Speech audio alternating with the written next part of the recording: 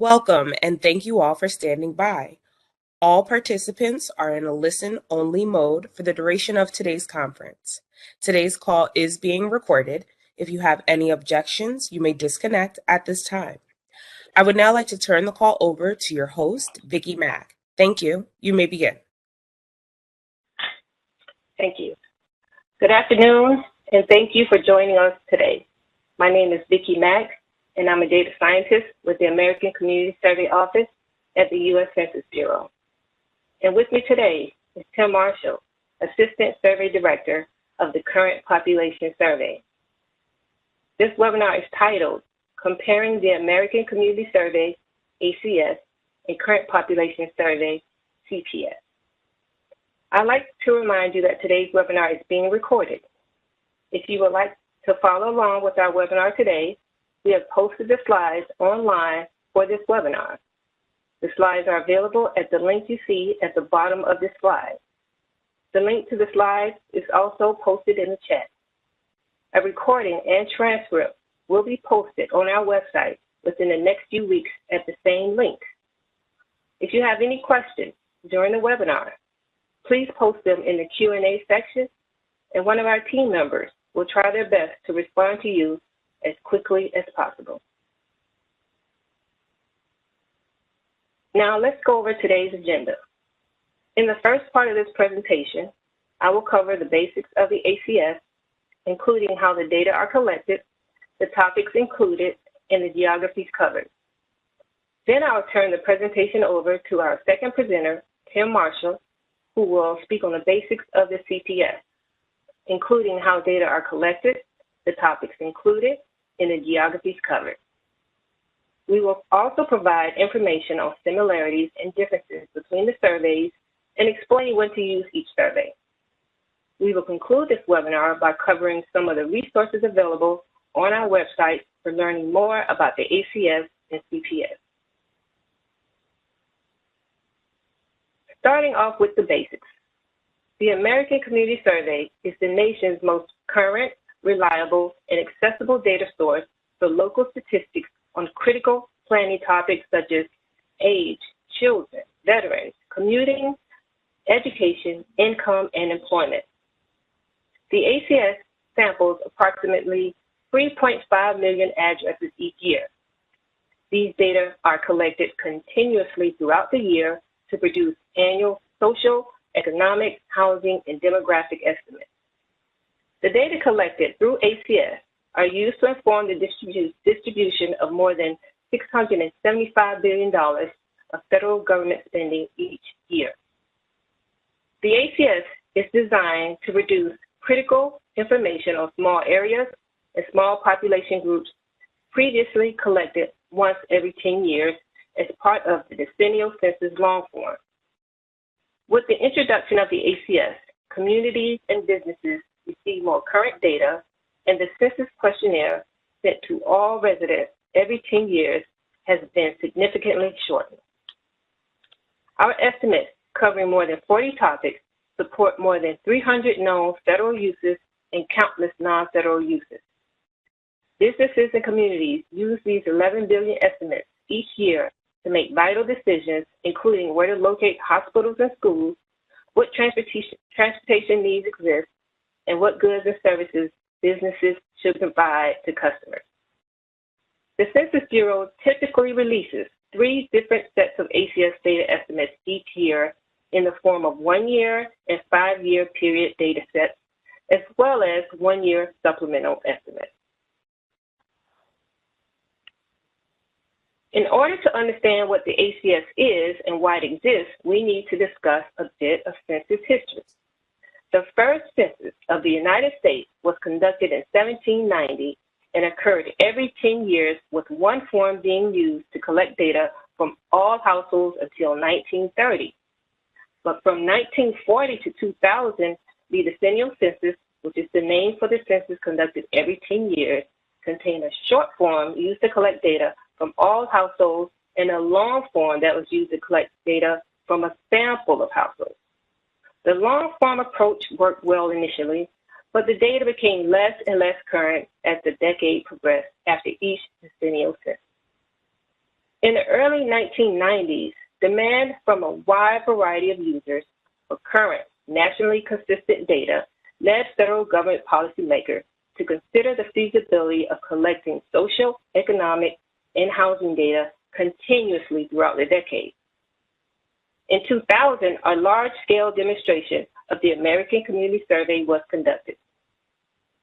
The ACS was then fully implemented in 2005 and began collecting data for all of America's communities each year. There is also the Puerto Rico Community Survey, which is the equivalent of the ACS in Puerto Rico. In 2010 and moving forward, the decennial census is only a short form sent to all households because the ACS now collects information each year that was once collected by the long form each decade.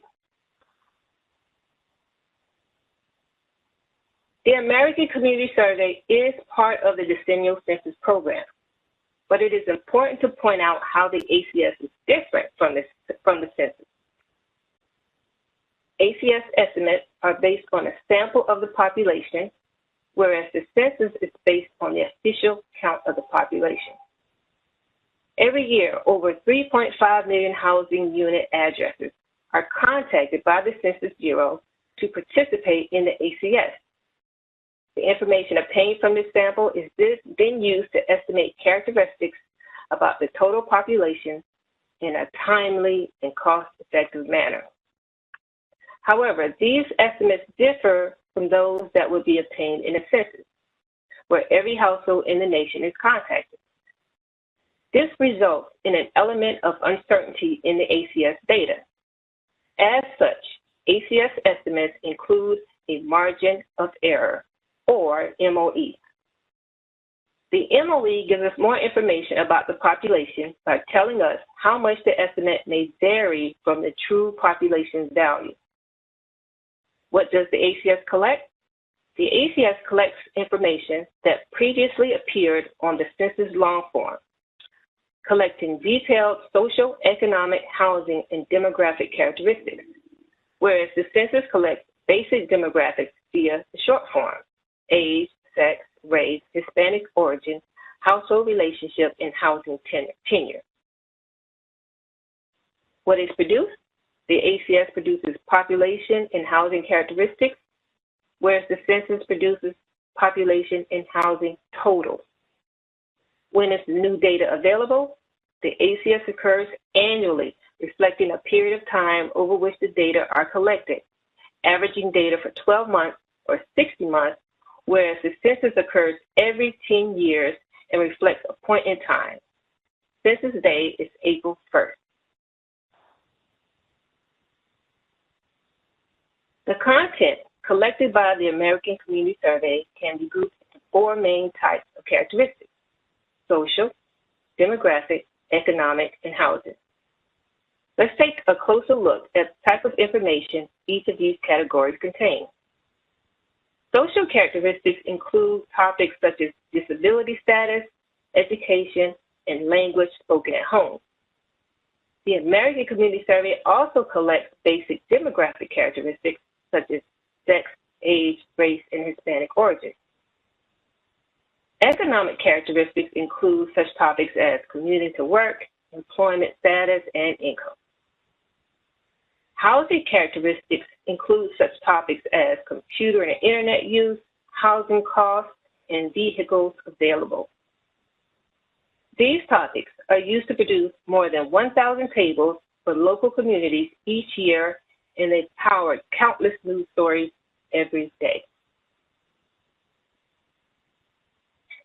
In addition to the 40 topics covered on the ACS, another strength of the survey is the number of geographies available, from the national level all the way to your local community. Our survey produces more data for more geographies on an annual basis than any other household survey. The image on this slide shows some of the geographies for which ACS data are produced and the relationship between them. Lower geographic areas fit neatly within the larger areas directly connected with lines. For example, school, congressional, and state legislative districts fit neatly within states and do not cross state boundaries. However, they may cross boundaries of counties or metropolitan areas. In this visualization, you can also see the smallest geographic building block is the block group. ACS data are most commonly needed at the state, county, place, census tract, and block group geographic level. This slide illustrates the relationship between these common geographic types and how they are nested within one another, as the example shows in El Paso, Texas. Census tracts are small statistical subdivisions within a county with populations of 1,200 to 8,000 people. Think small towns, rural areas, neighborhoods. Block groups are a group of blocks within a census tract with 600 to 3,000 people, as you see blown out in the right corner of the screen. ACS's unique ability to report on a wide range of geographies is what gives it a broad appeal. You may be wondering, well, what method does the Census Bureau use to collect ACS data? In a typical year, the American Community Survey data collection operation uses 3 modes that take place over a 3-month period: internet, mail, and personal visits. However, 2020 was different due to the COVID-19 pandemic. I'll discuss that in more detail later. For most housing units, the first phase of data collection includes an invitation for the household to respond via internet, which is mailed to the sample address. Internet collection started in 2013. If the household does not respond via internet, a paper questionnaire is sent to the sample address for the household to complete and return by mail. If the Census Bureau is unable to reach an occupant of the sample address, or the unit had an unmailable address, the address may be selected for computer-assisted personal interviewing, also known as CASI.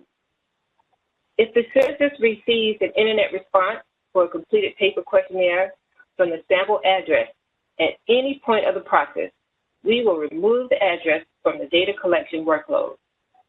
Also, respondents are always able to call the telephone questionnaire assistance line at any point during the 3-month data collection cycle if they have questions about the survey or they prefer to complete the survey over the phone. ACS data products are released about 1 year after the data are collected. ACS data are generally released in September, the calendar year after collection, as 1-year estimates, in October, the calendar year after collection, as 1-year supplemental estimates, and 5-year estimates are generally released in December, the calendar year after collection. For example, the 1-year ACS data collected from January 1st through December 31st of 2019 were released in September of 2020. ACS 1-year estimates, which combine data collected over 12 months, are available for geographic areas with a population of 65,000 or more. ACS 1-year supplemental estimates are a subset of detailed tables that are available for geographic areas with populations of 20,000 or more. They are simplified versions of popular ACS tables and provide the most current data to almost twice as many geographies as compared to the standard 1-year release. ACS 5-year estimates combine data collected over 30 months and are available for geographic areas of all sizes down to the census tract and block group level. The full data release schedule for each year is available on the link you see on the screen, which you can also navigate to by visiting census.gov/ACS. The 2020 data release schedule looks a bit different from the standard schedule shown on the slide. Due to the impact from the COVID-19 pandemic on ACS data collection and data quality, we did not release our standard 1-year ACS data products as planned. Instead, we released a set of experimental estimates from the 1-year data. Additionally, the 5-year estimates were released on March 17th. Please see the data release page listed on the slide to learn more information and to see the current 2020 data release schedule. Now I'll turn the presentation over to Tim Marshall from the Current Population Survey. Thank you, Vicki. And thank you everyone for joining this webinar. The Current Population Survey began in 1942 in response to a need that arose in the late 1930s for on unemployment. The Current Population Survey, or CPS, is a monthly survey sponsored jointly by the U.S. Census Bureau and the Bureau of Labor Statistics, BLS. It is the source of the national unemployment rate, along with a wide range of information about employment, unemployment, and people not in the labor force.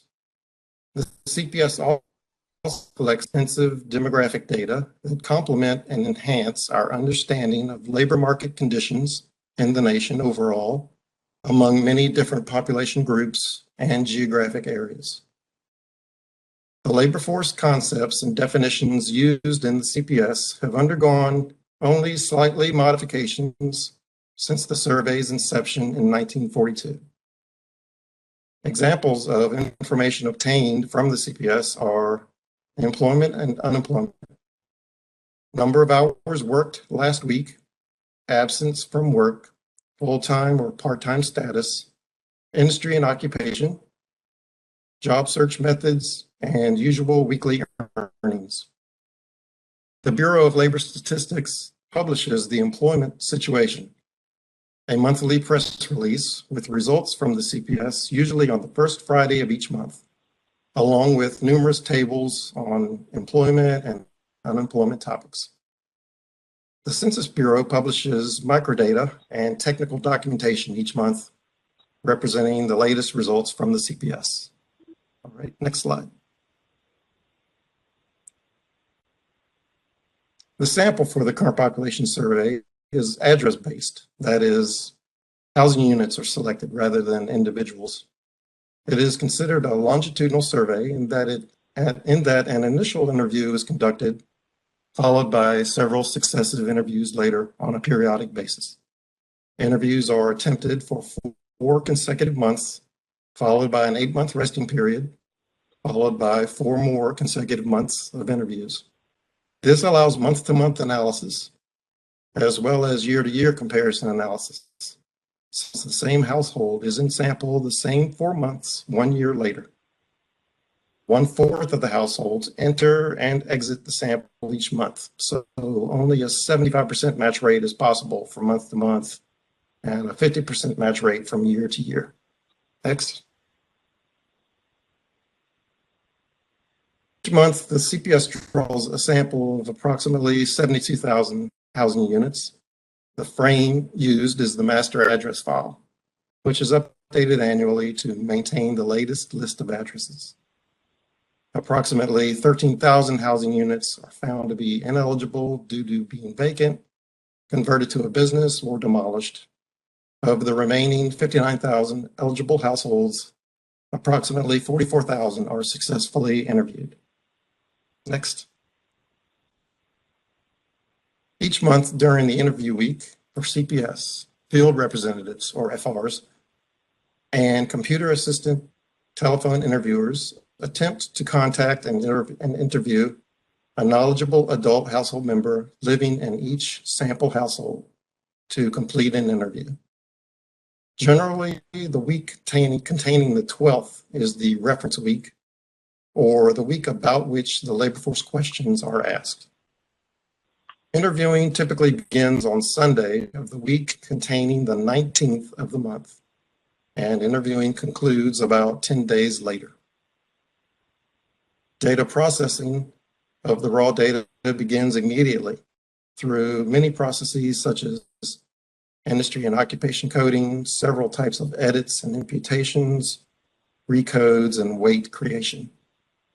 Within 24 hours of data collection closeout, the data and tabulations are delivered to the Bureau of Labor Statistics, who then analyze and present results for the month about 7 days later. BLS publishes the employment situation on the first Friday of the month following data collection. And then the cycle restarts with preparations for the next month's survey. Next.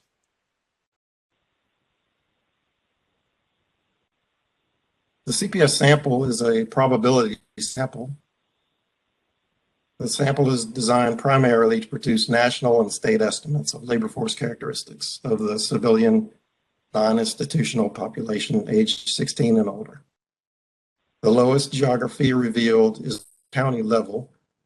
The total sample size is not large enough to include every county. Only a fraction of all counties are actually sampled for the CPS. Next.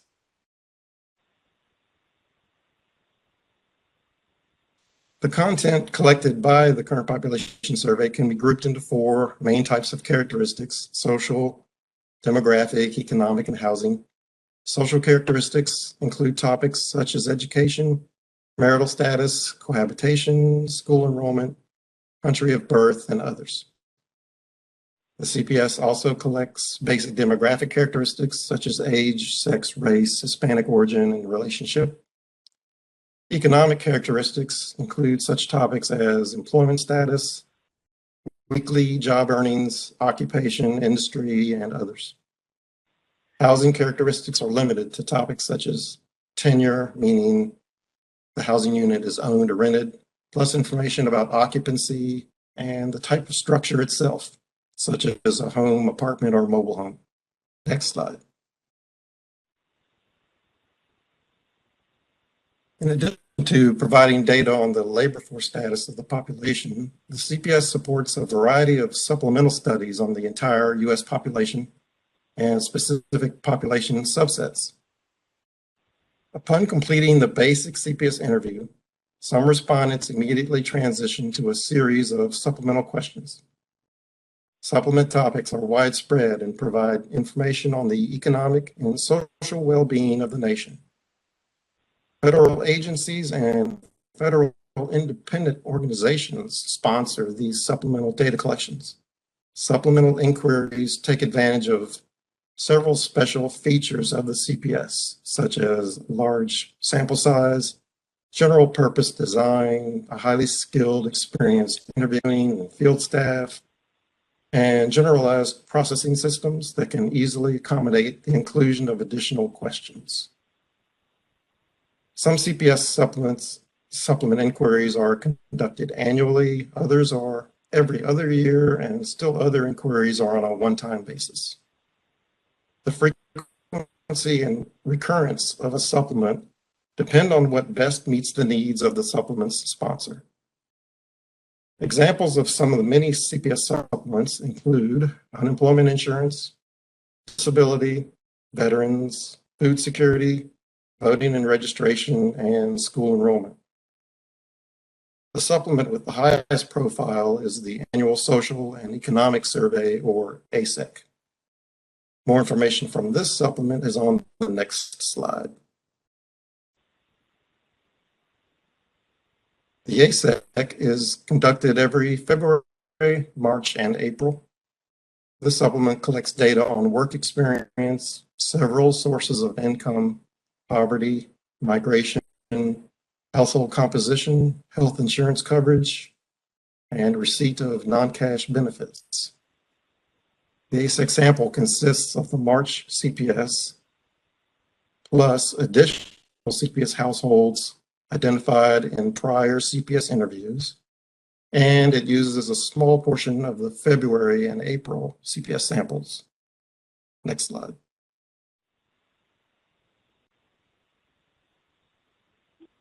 Many other publications, tables, and working papers use the ASEC as their source. Some of these include health insurance coverage in the United States, supplemental poverty measures, America's families and living arrangements, educational attainment in the United States, and geographic mobility. To reach this information on any Census Bureau website, click the Browse by Topic menu heading at the top and look for your topic of interest, and you can also go to the links shown on this slide. That's a brief look at the CPS methodology, operations, and data products. Next slide.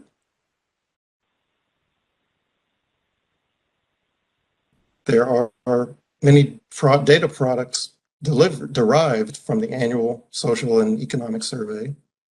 Published releases, tabulations, and working papers are released through the Census Bureau website, the most highly used being the Income and Poverty in the United States report, which is released in September each year. Shown here is the release from September 2021. The ACEC collects information from the previous calendar year, so the title references the year 2020.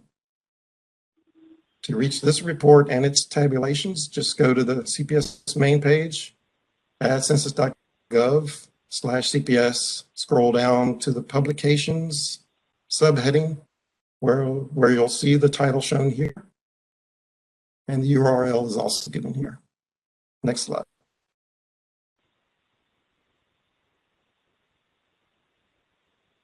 All right, now we will cover the similarities and differences of ACS and CPS.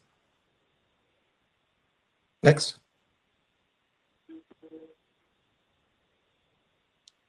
There are several similarities between ACS and CPS.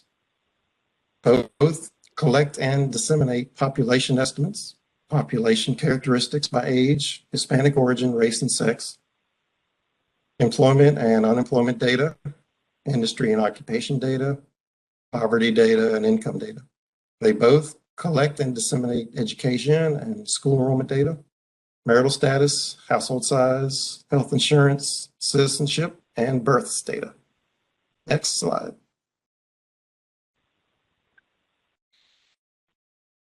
The purposes of each survey are different, as the ACS was designed to replace the decennial census long form by providing annual and multi-year estimates of selected social, economic, and housing characteristics of the population instead of every decade. The CPS was designed to produce the official monthly estimates of employment and unemployment for the United States and annual average estimates for states and metropolitan areas. The ACS data is released every year, while the CPS produces monthly employment and unemployment data, as well as annual data. The ACS allows an internet response, as well as mail and in-person interviews, while the CPS allows telephone and in-person visit interviews. The ACS data can be accessed through various census tools, such as the data.census.gov platform, but the CPS data is available on the Bureau of Labor Statistics website and the CPS website only. Next slide. Here are a few more differences between ACS and CPS. For example, the sample sizes are different and the data are available for different geographic levels, as mentioned in earlier slides. In addition, when asked about income or work, the respondent is asked to reference the previous year for ACS, while asked to reference the week of the 12th for the CPS. Now I will hand it back over to Vicki. Now I will provide some guidance and examples of when to use what survey. Deciding what survey to use depends on your intentions or goals.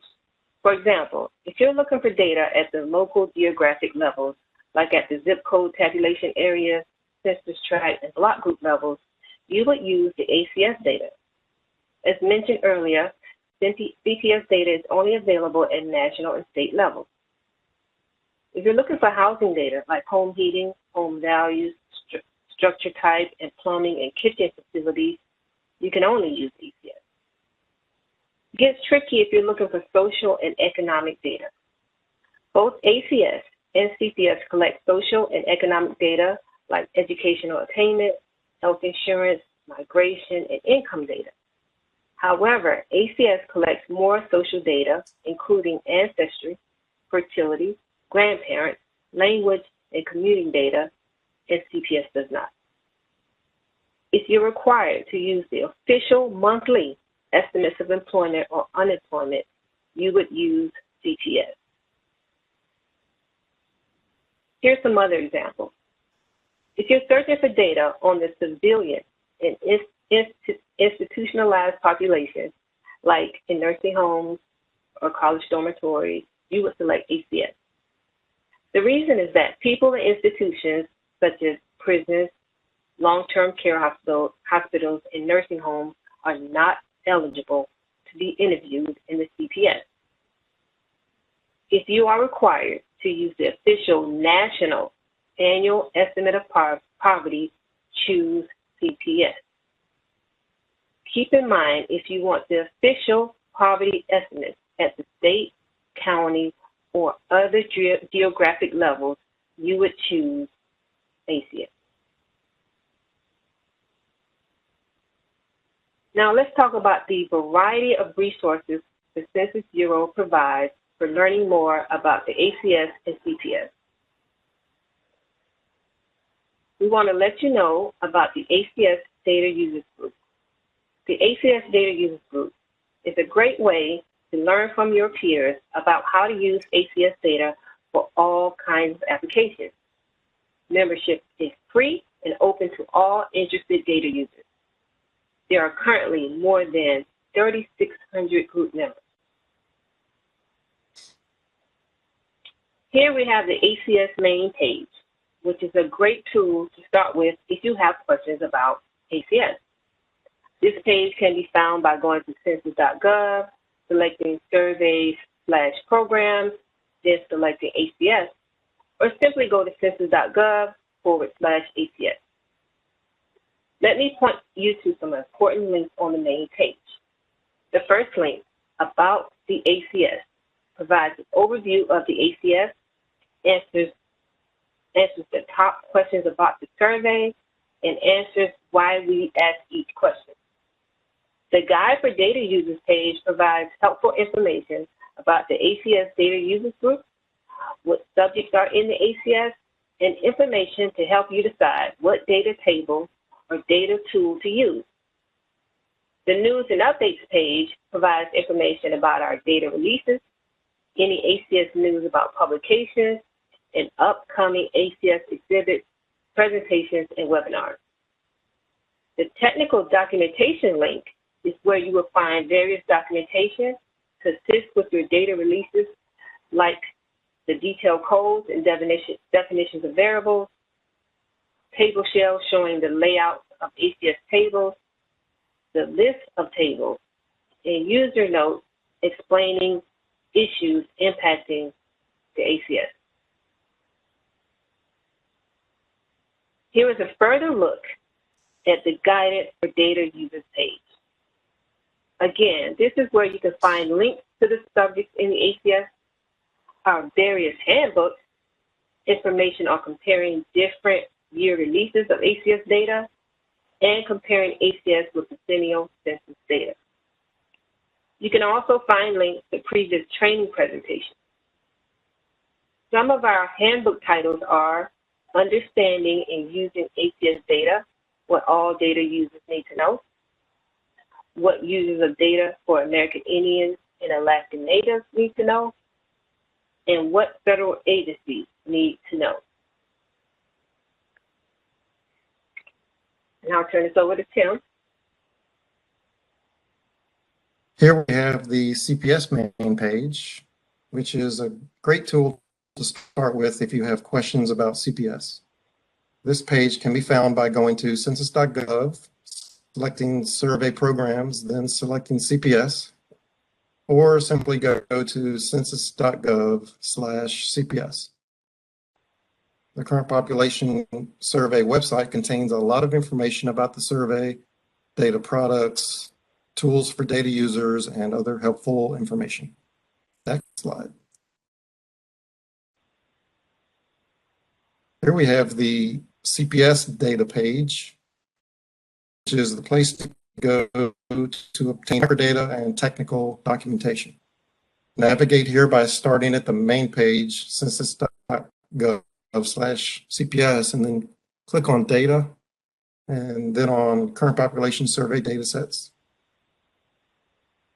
Here you also see links to the ASEC data, basic monthly CPS data, and at the bottom, a link to all of the CPS supplement data and replicate weights. Next. In closing, I encourage you to connect with us directly. If you have questions, you can reach us at the phone numbers on the slide. You can sign up for and manage alerts on the ACS or CPS via GovDelivery. Also add yourself to GovDelivery if you want the slides from this presentation or any other presentations we provide. GovDelivery will send out a broadcast when materials are available. ACS also has an email to help support data users who may have questions, acso.users.support@census.gov. To help support data users with questions regarding the CPS, the address is dsd.cps@census.gov. You can visit our website or connect on the various social media platforms using the hashtag ACS Data or hashtag CPS Data. And one last thing, if you're using CPS or ACS estimates, make sure to source the Census Bureau surveys as to where you receive the data. It helps people know that the information they're using is powered by the American Community Survey or Current Population Survey. If we have any outstanding questions in the Q&A, please send those questions to our user support email addresses I just provided. And with that, I want to thank all of you for joining us on this webinar today. Again, a recording of today's webinar along with the slides and the transcript will be posted online shortly. That will conclude today's conference. We thank you all for participating. You all may disconnect at this time.